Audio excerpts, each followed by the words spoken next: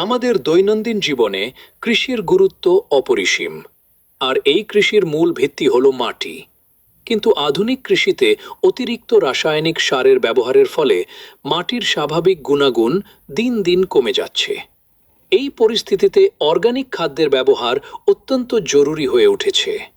Organic খাদ্য বলতে এমন সব প্রাকৃতিক উপাদানকে বোঝায় যা মাটির উর্বরতা বৃদ্ধি করে এবং পরিবেশের কোনো ক্ষতি করে না, যেমন গোবর, কম্পোস্ট, সবুজ সার ইত্যাদি।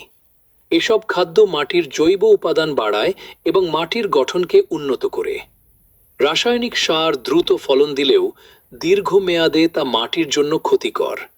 এটি মাটির উপকারী জীবাণুগুলোকে ধ্বংস করে এবং মাটির পানি ধারণ ক্ষমতা কমিয়ে দেয়, ফলে জমি ধীরে ধীরে অনুর্বর হয়ে পড়ে। অন্যদিকে অর্গানিক খাদ্য মাটির স্বাস্থ্য রক্ষা করে এবং দীর্ঘস্থায়ী উর্বরতা নিশ্চিত করে। অর্গানিক খাদ্যের আরেকটি গুরুত্বপূর্ণ দিক হল এটি পরিবেশ বান্ধব।